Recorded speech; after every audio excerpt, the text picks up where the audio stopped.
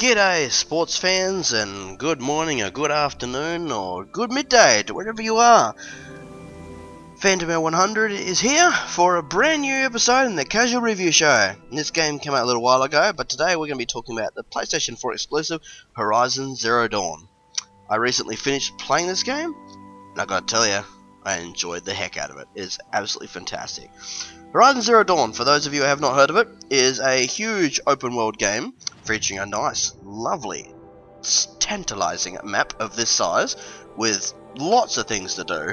So I'm just going to jump straight in and quickly explain to you a brief summary of the story for starters. So Horizon Zero Dawn, your main character is Aloy, who I'm playing as right now, and she is a member of a tribe of humans set in a post-apocalyptic future. So in the future, there are all these machine creatures running around. Mostly they look a lot like like giant robot dinosaurs, crocodiles, that sort of thing. And they've like taken over the planet, and humans have gone back to like really simple tribalistic behaviors. So no technology or crazy weapons, just like bows and all that kind of thing. It's gone real primitive. And as you play through the game, the story will reveal to you what happened, obviously, and it blows your mind. It blew my mind as to, like what happens and how the world got to where it is. But I'm not going to tell you that because that's spoilers. So being an open world game, it's very akin to your games like Skyrim, Far Cry, that kind of thing, because you've got this huge open world. There's not a lot of loading to do, and basically playing as Aloy, you play through the story and you come across machines and stuff, and you can kill them, and you come across other people and get quests from them and that sort of thing. So here I am out in the world here. Aloy has a huge variety of weapons she can use, and you can have up to 4 at a time. So if you press, I'm pressing the wrong buttons, you press the top left shoulder button, it brings up a little wheel which shows you all your currently equipped weapons. So at the moment I've got a bow with 3 different arrows, harvest arrow, precision arrow, and tear blast arrow. They all do different things to enemies.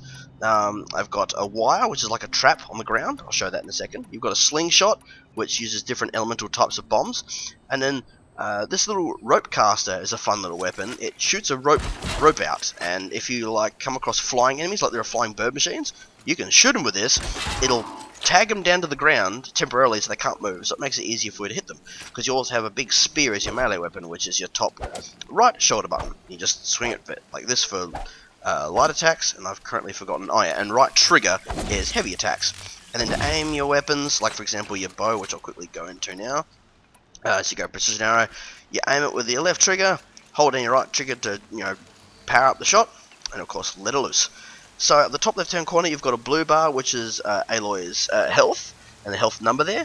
And the little bar underneath it is her medicine pouch. She has a medicine pouch, so by pressing down on the D-pad it'll decrease that bar and increase her health in proportion. So that's how you stay alive.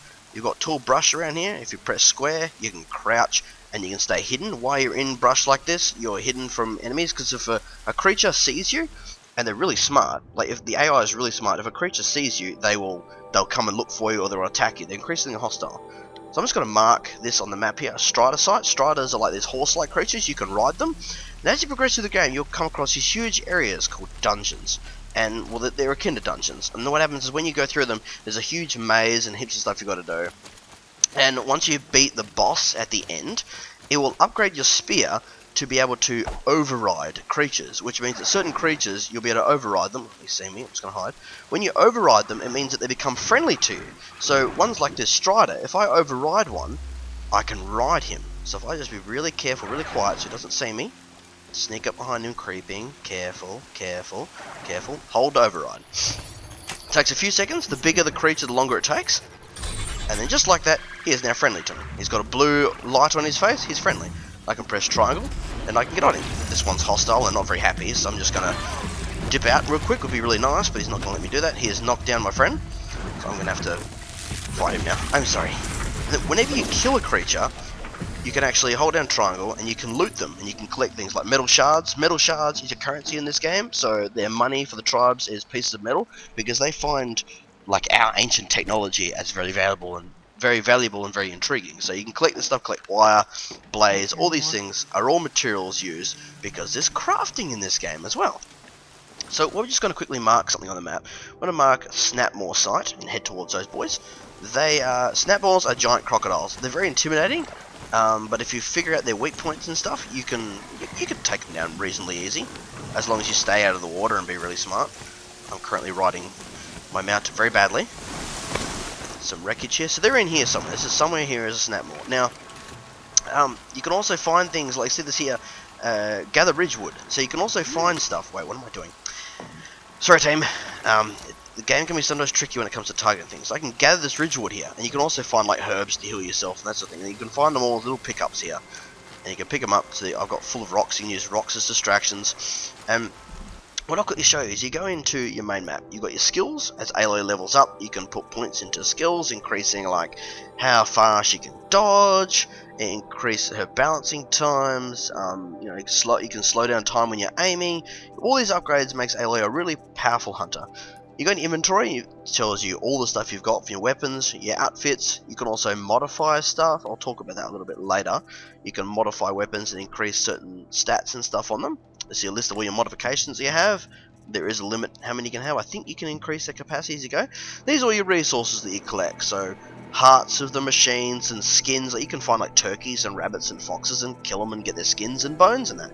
And use all these things for crafting. If you go into crafting, if I get low on arrows, for example, I can use, like, what can I do? See, if I wanted to make a regular arrow, I need to use 2 ridgewood and 1 metal shard, and then it crafts it, and then it crafts so many at a time, so it's not necessarily one at a time. The best thing is, when you're out in the world, when you hold down your left shoulder button to bring up your weapon wheel, if I was, okay, let's say for example, I'm going to fire off an arrow, ready? I fired off an arrow. Now I've got 19 out of 20 for these. Now I'll just move the screen a bit. That's a bit better. So down the bottom it shows you the materials you have, the 3 materials that I require for that, which is wire, metal, and I think the other one's ridgewood. And if you hold down the X button, you can craft more. So you can literally craft on the go. It slows down everything around you just a little bit while you're in this, which means you've got like a second to choose a weapon in the heat of combat, and also you know, craft new stuff so that you don't run out of ammo and you're like, oh great, I've got no weapons, I'm in trouble. So that's a really great feature they added into the game, where you can do that out of the menu. I mean, you can pause the menu and do it, but it's great to do it on the fly while you're playing. You've also got your quest tab, where you can do all your main quests, your side quests. You've got errands, there are bandit caps you can take out, tall necks, there's really big tall machines, and you get on them and they reveal an area when you get to the top of them, kind of like when you discover areas in Assassin's Creed, if any of you guys have played those games. Cauldrons are essentially your dungeons that I was talking about earlier. You've got corrupted zones, which are zones where there are lots of really angry, like red machines, and when you take out these zones, you get skill points and that sort of thing. So there's a huge, lots of things to do for rewards. Now, if also you go into Notebook, you can also look at a catalogue of all your machines. So there's watchers, there's striders, grazers, scrappers, red-eye watchers, broadhead. You can ride broadheads, the lance horn, the long leg, the trampler. There's all these different things. The sawtooth is a really tough creature. My personal favorite is the Big Daddy, which is, well, there's a snapball, there's a crocodile, which I'll show you guys in a second, hopefully. The Thunderjaw is the big boy. He is gigantic. I've fully upgraded everything on my lance, so I can even override these guys. I once overridden a Thunderjaw and watched him fight another one. It was a very long, epic fight, and I stayed the heck away out of that. One thing I'll quickly talk about is the armor that Aloy's got, that I have at the moment. It's got a glimmer to it. You have to complete a certain set of missions and stuff to find parts to unlock an underground vault, pretty much, to get access to this armor, which is made out of futuristic technology. It makes you almost immune to hits for a certain amount of time, so it's a really powerful item, and it makes it so you can pretty much melee fight any creature before you take any health damage. I had to go on Google and find out how to get it, so definitely keep that in mind. You need to have made a fair bit of progress in the game before you can get this.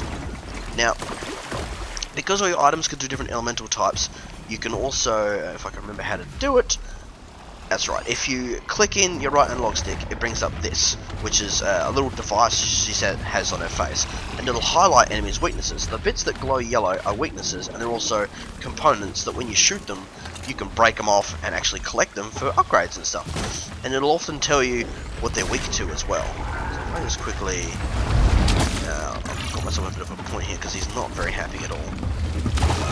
So I'm just going to quickly, I can't remember how to slow down time, team. That's right. So you do the same thing. You right click you click your right analog stick to slow time. But I'm in a bit of a trouble, so I'm just gonna swim and dip out.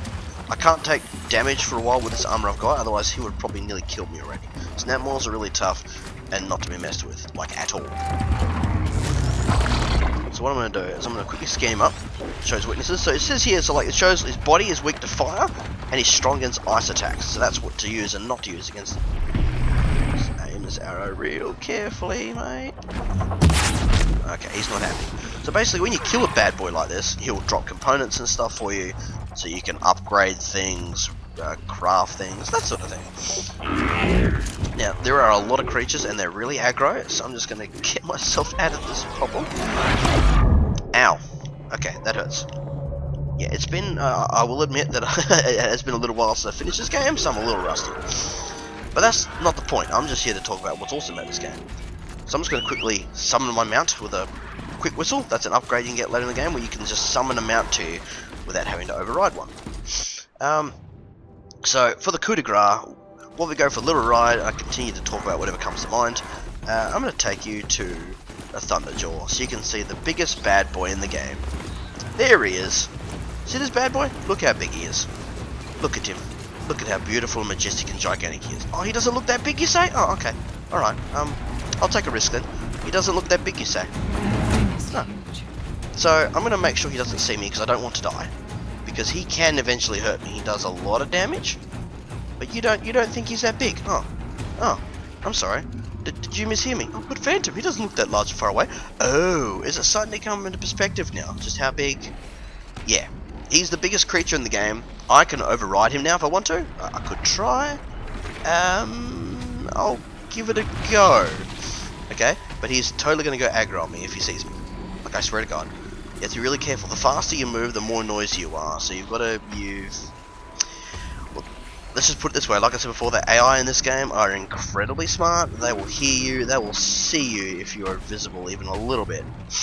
Unless you're in the brush. I mean, you're in the brush, you can easily see me, but you know, the AI's not. They're coded not to see that. So he's got a bit of a distinct pattern he's got right now. So I'm just gonna. His pattern is a little bit noisy. He's devolving from the pattern. The AI is forgetting the pattern, and he's going completely random.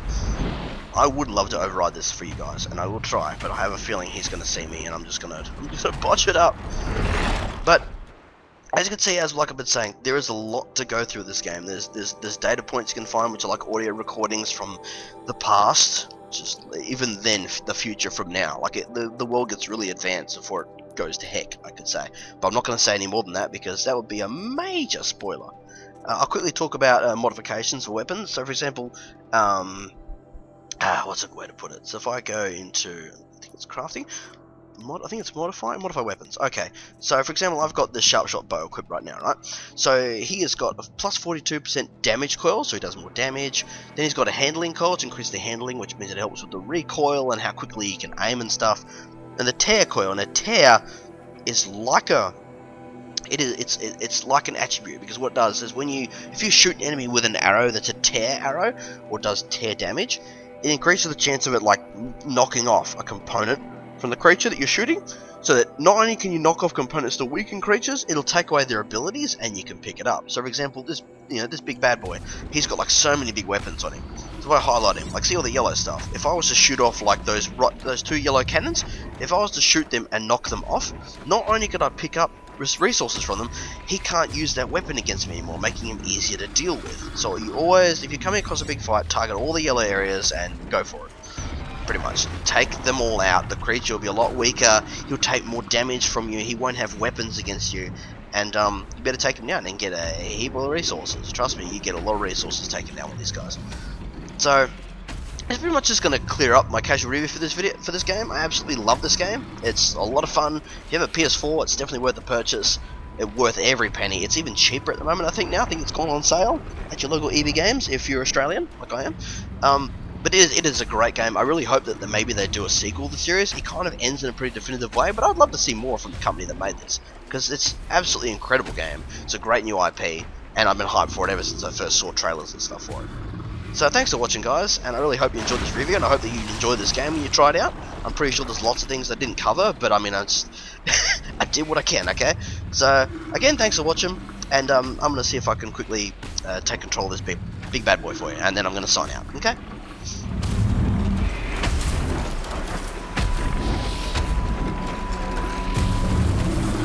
Don't see me. Please don't see me. Just move that way. going that way. Good job, good job, good job. No, no, no, no, no, no, no, no, no, no, no. Oh! Here we go. Here we go. It's happening. It's happening. It's happening. Oh my lord.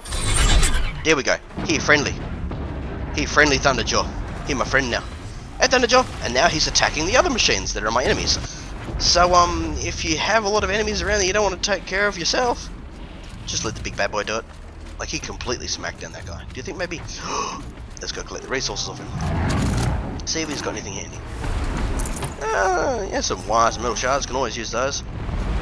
Oh, he's going ham down here. Let's just quickly run and watch this. He's destroying. They're all cranky. He's firing his weapons. Look at that. Boom! They're firing back, and the Thunderjaw is just like, nah, mate. Just leave my boss alone. She's my boss. And you're being a pain in my bum. Red Lightning's trouble. Crush. That small creature's like, what have I done? What did I do to deserve this? Must have been cruel to some puppies in a past life. He's still firing his weapons. He's seeing everything as a threat now. And he will stay that way permanently. He will not. That will not wear off. I think at the start it's temporary, but once you fully upgrade everything, yeah, it lasts forever. If I attacked him a certain amount, he'd probably get angry and it would wear off. But I mean, I'm not going to attack him. I'm just going to let him have fun. Get in there. Okay, thanks for watching, guys. I hope you enjoyed this casual review, and I hope that you have heard of or you're interested in this game. It is a lot of fun, like I said. So until next time, this is Fan100, and I'm signing off, and I'm going to follow my beast and kill some stuff.